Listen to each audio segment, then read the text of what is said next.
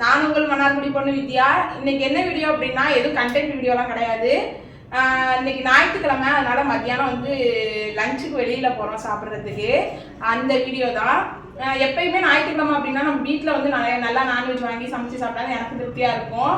ஆனால் ஹஸ்பண்ட் வந்து ஒரு 4-5 வாரமாகவே கூப்பிடுறாங்க இந்த மதுரை பட்டுக்கோட்டை காமாட்சி மெஸ்ஸுக்கு வந்து போய் சாப்பிட்டு வரலாம் அப்படின்னு சொல்லிட்டு. அங்கே வந்து எப்படின்னா எங்கள் ஊர் சைடு மாதிரி நல்லா காரசாரமாக சாப்பாடு இருக்கும். தொக்கு வகைகள், கருவாட்டு தொக்கு, குழம்பு தொக்கு, அந்த மாதிரி நிறைய தொக்கு வகைகளோட சாப்பாடு கொடுப்பாங்க. செத்து நேரம் இருங்க ஒரு நிமிஷம். செத்து நேரம் இருங்க. அப்புறம் பஞ்சு மிட்டாய் வாங்கி தர மாட்டேன். பஞ்சு மிட்டாய் வாங்கி தர மாட்டேன். ஓ செத்த நேரம் தம்பி பட்டு அப்புறம் வாங்கி தர மாட்டேன். அந்த பட்டுக்கோட்டை காமாட்சி மெஸ்ஸில் வந்து சாப்பாடுலாம் வந்து நல்லா தொக்கு மாதிரி இந்த காரசாரமாக கருவாட்டு தொக்கு, மீன் தொக்கு அந்த மாதிரி இருக்கும். சூப்பராக இருக்கும் சாப்பாடு. நாங்கள் வந்து கல்யாண நாளுக்கு போய் சாப்பிட்டோம். 2 வருஷம் ஆகிட்டு. சரி இன்னைக்கு போகலாம் அப்படின்னு சொல்லிட்டு அது அங்கே போகிறோம். வீடியோ எதுக்காக எடுக்கிறேன் அப்படின்னா ஹஸ்பண்ட் வந்து நீ வீட்டுக்குள்ளேயே 4 சவுத்துக்குள்ளேயே வந்து வீடியோ எடுத்து போட்டிங்கன்னா பார்க்குறவங்களுக்கு போர் அடிச்சு போயிடும். கொஞ்சம் இந்த மாதிரி வெளியில் போகிறதெல்லாம் எடுத்து போடு அப்படின்னு சொல்லிட்டு அவங்க தான் சொன்னாங்க. அதனால சரி அதை வந்து அதனால வீடியோ எடுத்து போடலாம் அப்படின்னு சொல்லிட்டு வீடியோ எடுக்கிறேன். ஃபுல்லாக வந்து அங்கே இங்கே போய் சாப்பிட்றது அப்புறம் வேறு எங்கேயாவது போனோம்னா அதையும் வந்து நான் அந்த வீடியோவில் போடுறேன். கண்டிப்பாக வீடியோ பிடிக்கும். வீடியோ வந்து ஸ்கிப் பண்ணாமல் லாஸ்ட் வரையும் பாருங்கள். வாங்க இப்போ போகிறோம் நம்ம சாப்பிட்றதுக்கு. ஃபஸ்ட்டு நான் அந்த ப்ளூ கலர் டாப்பு போட்டேன். அப்புறம் தம்பிக்கு வந்து அந்த ட்ரெஸ்ஸை போட்டு விட்டேன். அதுக்கப்புறம் தான் நோட் பண்ணேன் நானும் தம்பியும் ஒரே கலர்னு. அதுக்கப்புறம் ஹஸ்பண்டையும் ப்ளூ கலரில் ஷர்ட் இருந்தால் அதை போட்டுக்கோங்க அப்படின்னு சொன்னேன். கரும்புளூ கலர் வந்து எல்லாருக்குமே செட் ஆகும். புடவையும் சரி, சுடிதார் போட்டாலும் சரி, கருப்பாக இருந்தாலும் சரி, வெள்ளையாக இருந்தாலும் சரி. ஃபோட்டோவில் சேம் கலர். நாங்கள் 3 பேரும் என்ன கலரு? இது பிளாக்கா? Blue colour. அது சொல்லு என்ன கலர் இது? Blue colour. Very good.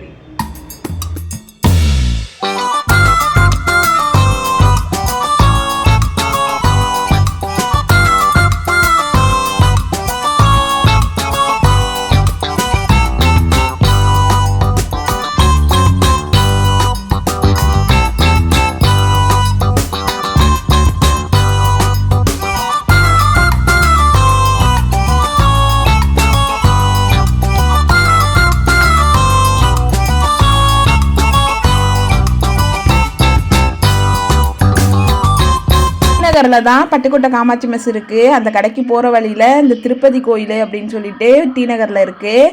இதுக்கு தான் நாங்கள் புரட்டாசி மாதம் சனிக்கிழமை எல்லாமே வருவோம். திருப்பதியில் உள்ள சாமி மாதிரியே இருக்கும். அதனால் வந்து போன வாட்டி கல்யாண நாளுக்கு வந்து அந்த கடைக்கு போனோம், மதுரை பட்டுக்கோட்டை காமாட்சி மெஸ்ஸுக்கு. அப்போயும் இந்த கோயிலுக்கு போயிட்டு தான் கல்யாண நாளுக்கு போகணுமேனு போனோம்.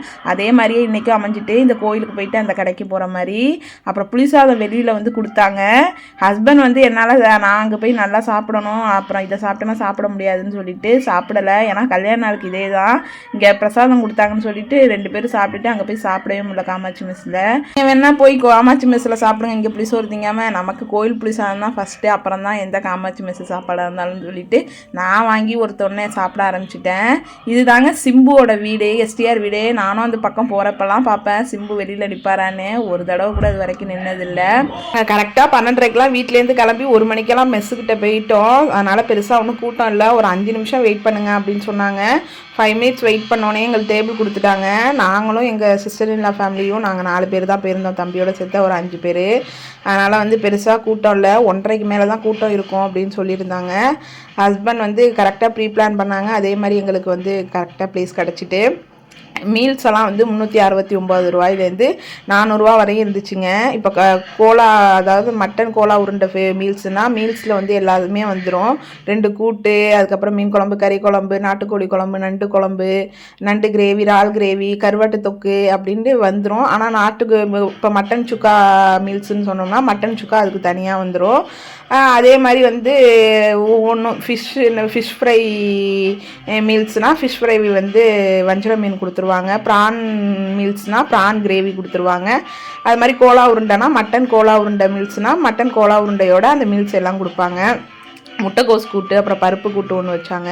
இதாங்க நம்ம தலைமை இவனுக்காக தான் போகிறது. இந்த கருவாட்டு தொக்கு தான். கருவாட்டு தொக்கு இருந்துட்டுனா எவ்வளோ சோறு வேணாலும் சாப்பிடலாங்கிற மாதிரி அந்த அளவுக்கு அவ்வளோ டேஸ்ட்டாக இருக்கும். நல்லா நெத்திலி மீன் கருவாட்டில் வந்து தொக்கு செஞ்சுருந்தாங்க. ஹஸ்பண்டுக்கு வீடியோ எடுத்தோன்னே சிரிப்பு வந்துட்டு அதுக்கப்புறம் எல்லோரும் சாப்பிட ஸ்டார்ட் பண்ணிட்டோம். அப்புறம் சிக்கன் கிரேவி, இறால் கிரேவி 2 கூட்டோட ஃபஸ்ட்டு கொடுத்தாங்க. ஃபஸ்ட்டு இதை சாப்பிடுங்க அப்படின்னு சொல்லிட்டு. பெருசாக வந்து குறையெல்லாம் சொல்லவே முடியாதுங்க. எல்லாமே நம்ம ஊர் சைடு, எங்கள் ஊர் சைடு மாதிரி நல்லா காரசாரமாக இருந்துச்சு. மற்ற ஹோட்டல்லலாம் வந்து இந்த டேஸ்ட்டு கிடைக்காது. ஒவ்வொருத்தவங்க ஆளுக்கு ஒவ்வொரு மீல் சொல்லியிருந்தோம். கோலா உருண்டை, அப்புறம் வஞ்சிர மீன், ஹஸ்பண்ட் வந்து அஞ்சரை மீன் சொல்லியிருந்தாங்க. அப்புறம் ப்ரான் மீல்ஸு, எல்லாருக்கும் ஒரே மீல்ஸ் தான், ஒரே குழம்பு தான். அந்த நம்ம என்ன சொல்கிறோமோ அந்த கிரேவி ஃப்ரை அது வந்துடும். நான் வந்து மட்டன் சுக்கா, எனக்கு மட்டன் சுக்கா வந்துருந்துச்சு. அப்புறம் சாப்பிட ஆரம்பித்தாச்சு. ஹஸ்பண்ட் கரண்டி ஆம்லேட்டு சொல்லியிருந்தாங்க இங்கே நல்லாயிருக்கும் அப்படின்னு சொல்லிட்டு. யுதன் குட்டி வந்து வெள்ளை சாதம் தான் சாப்பிட்டாரு. இப்போ வீட்டிலனா கரெக்டாக சாப்பிட்ருவோம், வெளியில் போனால் கொஞ்சம் இப்படி தான். மட்டன் குழம்புல வந்து எங்கள் ஊர் சைடெலாம் அந்த உருளைக்கிழங்கு முருங்கைக்காய் போட்டு வைப்பாங்க, அதே மாதிரி வச்சுருந்தாங்க. சூப்பராக இருந்துச்சு. அப்புறம் மீன் குழம்பு தாங்க செம்ம டேஸ்ட்டு, எனக்கு செம்மையாக பிடிச்சிருந்துச்சு. நல்லா புளிப்பாக மாங்காய் போட்டு இருந்துச்சு. பிரியாணி நெய் சோறெல்லாம் இருக்கும், ஆனால் எல்லாருமே இந்த மீல்ஸ் தான் சாப்பிடுவாங்க. ஏன்னா அது வந்து அவ்வளோ ஸ்பெஷல் இந்த கடையில். சென்னையில் வந்து டி நகருக்கு வந்தீங்க அப்படின்னா கண்டிப்பாக ஒரு தடவை விசிட் பண்ணி பாருங்கள். சென்னையில் இருக்கவங்களுக்கு நிறைய பேருக்கு தெரியும், தெரியாதவங்க கண்டிப்பாக சாப்பிட்டு பாருங்கள். சூப்பராக இருந்துச்சு சாப்பாடு. எல்லாமே குறை சொல்கிற மாதிரிலாம் இல்லை, நல்லா காரசாரமாக ஊர் சாப்பாடு மாதிரி. நல்லா ஊரில் கெடாவும் இருந்து சாப்பிட்டா எப்படி இருக்கும், ரசம், அப்புறம் அந்த நீர்மோர், கெட்டி மோர் எல்லாமே இருந்துச்சு. எல்லாமே நல்லா சாப்பிட்டாச்சு. ஒரு 1.5 வருஷத்துக்கு அப்புறம் நிறையா சோறு போட்டு இன்றைக்கி தான் சாப்பிட்டேன். எனக்கு ஆஃப்டர் வெயிட் லாஸ் வந்து எனக்கு சுத்தமாக சாப்பாடெலாம் பெருசாக சோறெல்லாம் இறங்காது. அது கவுச்சி குழம்பாவே இருந்தாலும் வீட்டில் செஞ்சாலும். ஆனால் இன்றைக்கி தான் ரொம்ப நாள் கழிச்சு எல்லாத்துக்கும் கொஞ்சம் கொஞ்சமாக வச்சு சாப்பிட்டோம். கறி குழம்பு, மீன் குழம்பு, நண்டு குழம்பு, நாட்டுக்கோழி குழம்பு, கிரேவின்னு. அப்புறம் இளநீ பாயசம் சூப்பராக இருந்துச்சுங்க. குமார் மெஸ்ஸில் தான் இளநீ பாயசம் சூப்பராக இருக்கும். இங்கே வந்து எப்படி இருக்குமோ பாட்டிலில் கொடுக்குறாங்கன்னு பார்த்தா அவ்வளோ டேஸ்ட்டாக இருந்துச்சு. ஒரு வாய் குடித்தோம்னா மறுபடியும் அந்த பாட்டில் ஃபுல்லாக காலி பண்ணுற அளவுக்கு நல்லா இருந்துச்சு.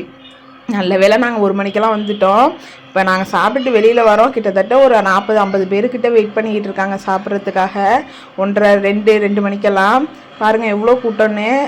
அந்த அளவுக்கு கூட்டம். நான் வேறு நிறையா சாப்பிட்டுட்டேன், என்னால் ஒன்றுமே பண்ண முடியலை. அப்புறம் கொஞ்சம் நேரம் அப்படியே நடந்துக்கிட்டு இருந்தேன்.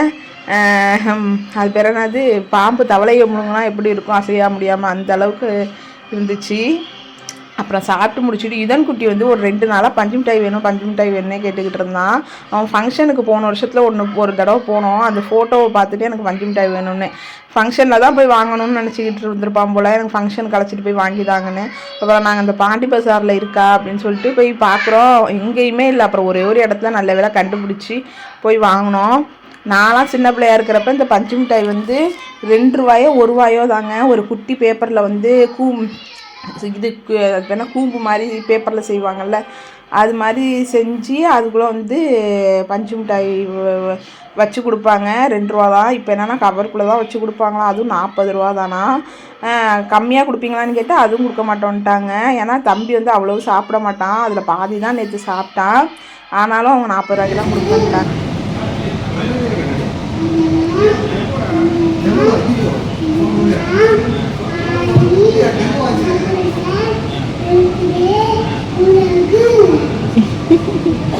கெட்டி வச்சு பேசு.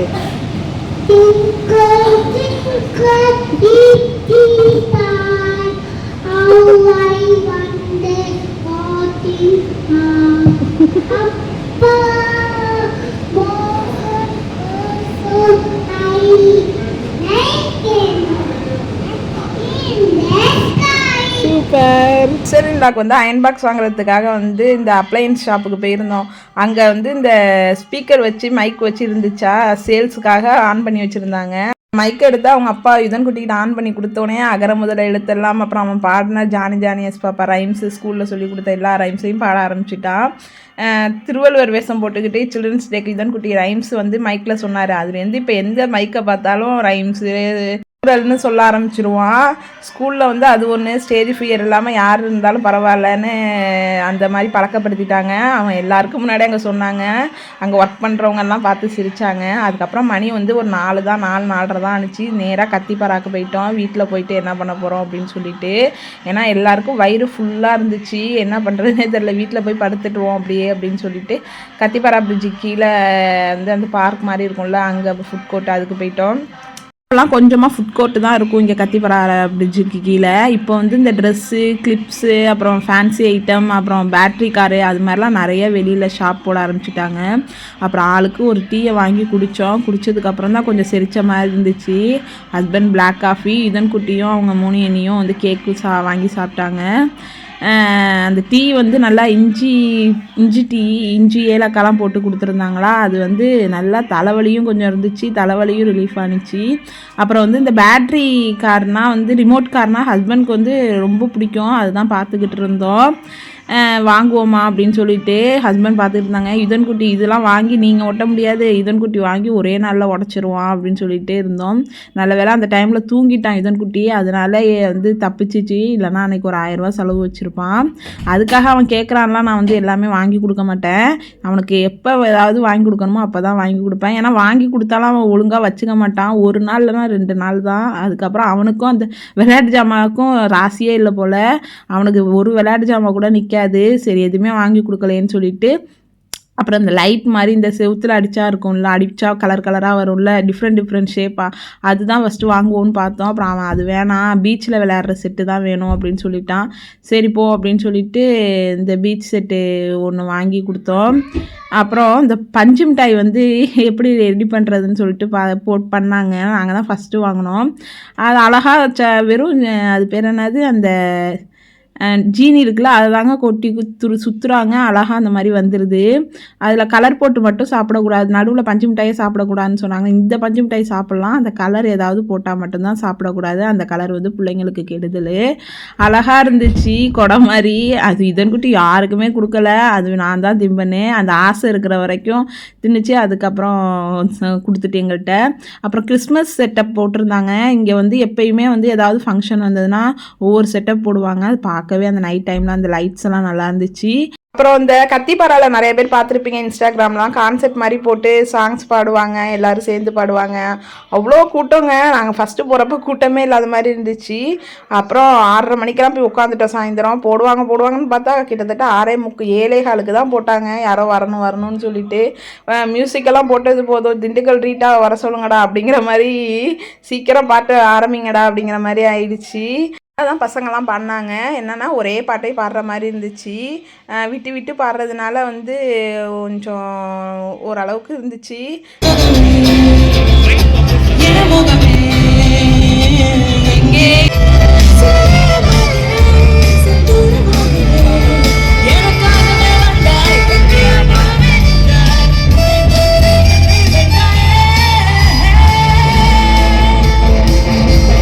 லேடியை வந்து டிஃப்ரெண்ட்டாக காஸ்டியூம்லாம் போட்டு வந்திருந்தாங்க. அவங்க வந்து ஃபஸ்ட்டு ஜென் வாய்ஸில் பாடிட்டு இருந்தாங்க. எல்லோரும் பார்த்துட்டு சிரித்தாங்க. லேடி வந்து கொஞ்சம் நல்லா இருக்காங்களே, என்னடா இப்படி ஜென் வாய்ஸில் பாடுறாங்களேன்னு.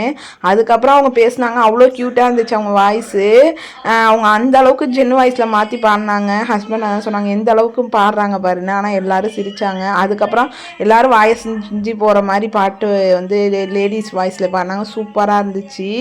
அவ்வளோதான் ஃப்ரெண்ட்ஸ். அதுக்கப்புறம் நாங்கள் வந்து ஒரு 6:30-7:30 வரைக்கும் அங்கே பார்த்துட்டு அதுக்கப்புறம் வீட்டுக்கு கிளம்பிடலாம் அப்படின்னு சொல்லிட்டு கிளம்பிட்டோம். ஆல்ரெடி ஒரு 1/2 hour வெயிட் பண்ண வச்சுட்டாங்க.